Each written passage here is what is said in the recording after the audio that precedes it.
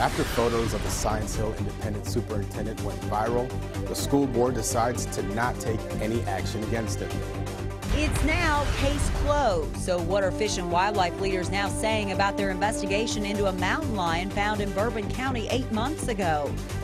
And the NCAA gives UK some bad news about a couple of key football players less than 2 weeks before the new season begins. Tracking, alerting, protecting. WKYT News starts now with breaking news. Good evening to you. Right now, police are on the scene of a reported shooting at a Garrett County gas station, and dispatchers say one person has been injured. Dispatchers say it happened within the last few hours at the Shell Mart on Richmond Road in Lancaster. They confirmed that one person was airlifted to UK Hospital, but that person's condition is not known. There is no word on any suspects. We do have a news crew heading to that area, and we'll keep checking. You keep checking at WKYT.com for any updates through the morning hours. He said he was just trying to help his daughter win a contest, but some parents claimed he wasn't setting a good example for children. And tonight, the Science Hill School Board held an emergency meeting about some controversial pictures of the district superintendent. This is one of those pictures of Superintendent Rick Walker that upset some parents. The school board did make a decision about the issue. Sam Smith has our reaction in our top story at 11. The purpose of this special meeting was to discuss any disciplinary action against Superintendent Rick Walker because of these photos. The school board voted to not have that discussion, and the meeting ended after a few minutes. I appreciate everybody coming. A board member tells me this issue is likely done and over with. He says the only way it could come back up again is if a board member brings it up, and he says that's unlikely to happen. I was pleasantly surprised. Walker wasn't the only one that felt that way. Parents at the meeting supporting him were glad Walker wasn't punished for the pictures. We thought it got blown out of proportion. But it's out of context. It's not fair. Walker says the photos were part of a contest last month. He says he was trying to win One Direction tickets for his daughter, who's a big fan of the group. I didn't do anything immoral or illegal. Some parents had problems with the photos. The school board listened to those complaints, but in the end decided not to move forward with any punishment. When asked if he would have done anything differently, Walker said, I'm not trying to be glib. I'm not. I wish I'd have figured out a way for that picture that we would have won the contest. In Pulaski County, Sam Smith, WKYT. The next school board meeting is September 8th. If the photo controversy were to be discussed again, that is the soonest it could happen. New tonight, state police say human remains have been found in Wolfe County. They say that someone found a man's remains just before 7 tonight in a wooded area just off of Highway 3039 near Campton. The remains have not been identified. They have been taken to the state medical examiner's office.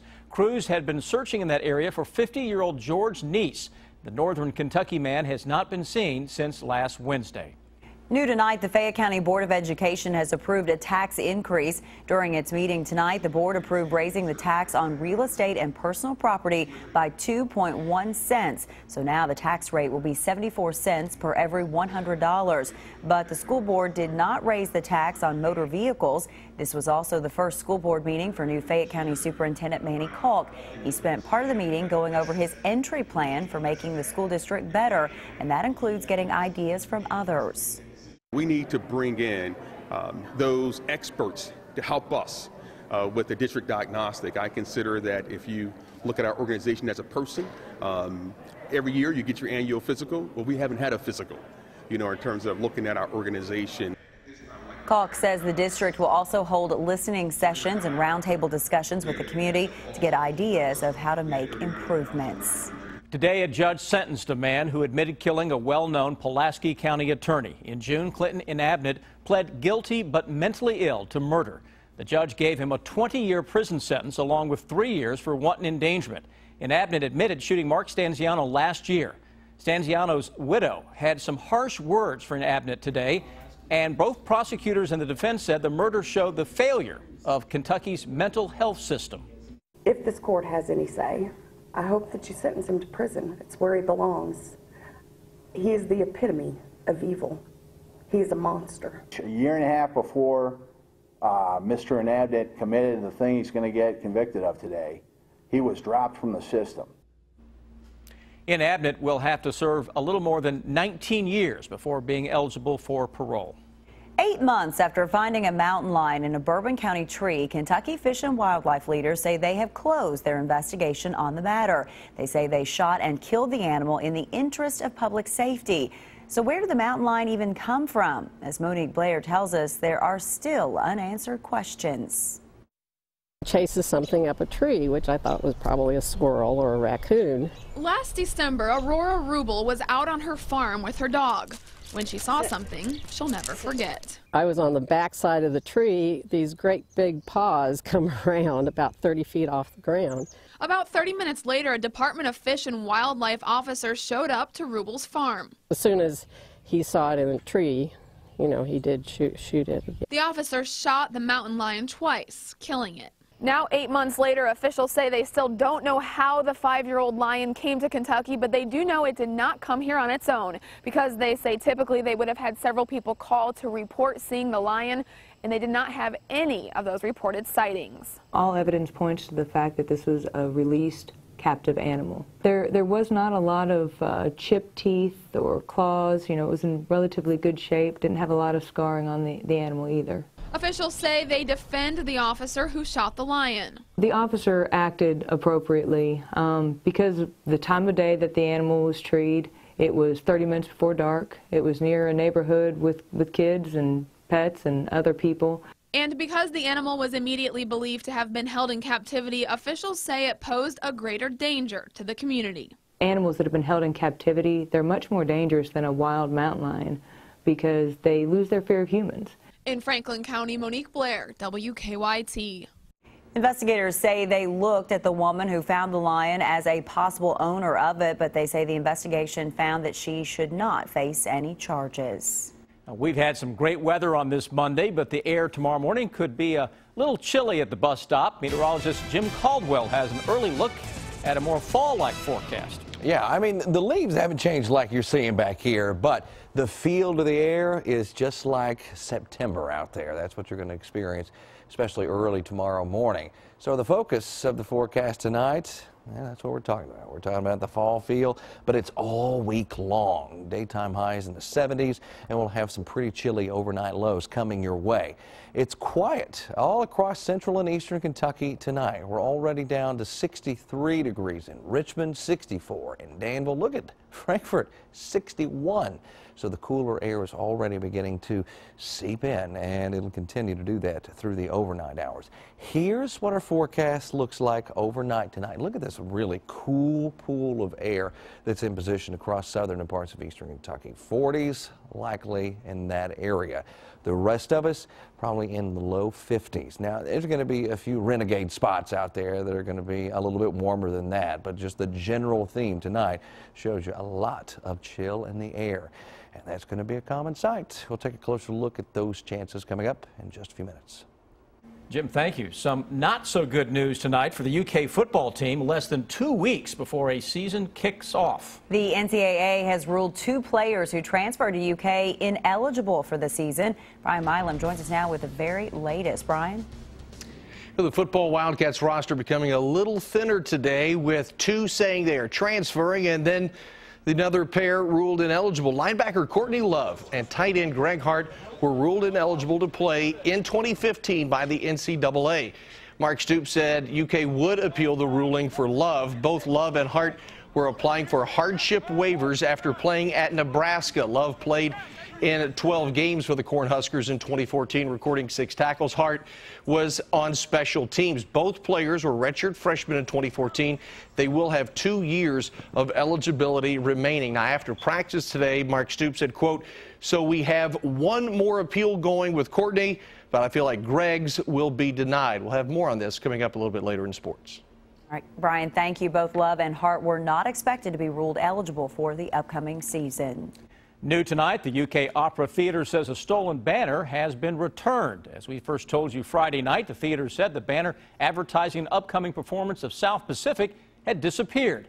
But tonight, the theater posted this picture on Facebook saying the banner was returned just in time for the first cast rehearsal for the show. It may be a sleepless night for investors worried about what tomorrow may bring for the stock markets. That's because the Dow dropped more than 1,000 points after opening this morning and finished the day nearly 600 points lower. It came after China set the stage for a major sell-off. Marley Hall has the latest. What happens overnight in China will have a direct impact on financial markets around the world. If the market's down again in China, we could have another ugly day. On Monday, China's main stock index plunged 8.5%. That sent financial markets worldwide into a free fall. The Dow dropped 800 points within 2 minutes of the opening bell and more than 1,000 within 4 minutes. I've been here for 33 years. I've never seen anything like it before in my life. But the Dow regained some ground, finishing down 588, its worst day in 4 years. It turned out to be a buying opportunity to savvy traders. Monday's sell-off has many investors worried, especially Americans saving for retirement. If you've got 10, 20, 30 years before you need your money, you don't need to act rashly. You need to stick to your game plan. CBS News business analyst Jill Schlesinger recommends investors keep their portfolios diverse and not allow emotions to rule their investment strategy. Marley Hall, CBS News, Wall Street. Now, Chinese stocks have already fallen 6% in early trading during Tuesday's session. Tonight, the IndyCar organization announced driver Justin Wilson has died. Wilson had been in a coma after being hit in the head by a piece of debris during a race yesterday in Pennsylvania. Investigators say the debris had broken off another car. Wilson's car then veered into a wall at the track.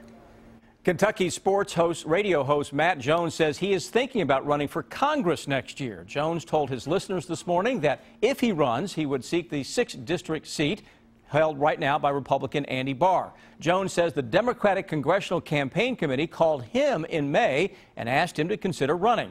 Jones says he thinks they're looking for a different kind of candidate. And WKYT political editor Bill Bryant said the non-traditional approach has worked for other Kentuckians. That's probably why they were interested in me to begin with, is I do think there's a change in politics. Donald Trump is an example of that, but it even goes back to when Arnold Schwarzenegger won, when Al Franken won. I think there's a difference. People do sort of want a different type of person. It's not without precedent. You remember that Jim Bunning was a retired pro baseball player who went on to tremendous success, being elected to the House and to the Senate. You had several doctors who left their practices, Ernie Fletcher, Daniel Mangiardo, and Rand Paul. A spokesperson for Congressman Barr says he's a big fan of Kentucky sports radio, but he thinks the Democratic Congressional Campaign Committee is confusing politics with Kentucky athletics. Matt Jones says he hopes to decide whether he'll run or not before Big Blue Madness in October. New tonight, a federal judge has dismissed a lawsuit against Jim Beam accusing the Kentucky bourbon maker of false advertising. In the lawsuit, a California man claimed that Jim Beam's claim that its products are handcrafted allowed the company to sell bourbon at a higher price because customers connect handcrafted with high-end products. But the judge ruled a reasonable consumer would not interpret handcrafted to mean that bourbon literally is created by hand.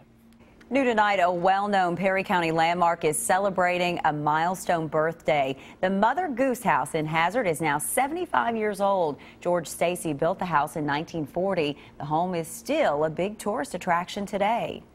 I grew up beside it, and when we were all little, we rode our bicycles around here, and they had a grocery store down here. And of course, that was the hub of our little community, was the Mother Goose Market. The Mother Goose House was a bed and breakfast at one time, but now it is a private home. There are 3 of us in this room that know it very well. I actually, work there, and I've got a picture with all of our family in front of the Mother Goose House. It's what you do. So Brian Milam and you all have your pictures? Mr. Jim over here have been there. All right. I need to go. All right. As we said, Brian's here, and we're not quacking, but Michael Kidd Gilchrist is probably cheering everybody on. He was latest Wildcat to sign a contract extension, Brian. Yeah, and it would buy a lot of Mother Goose houses, $50 million in excess.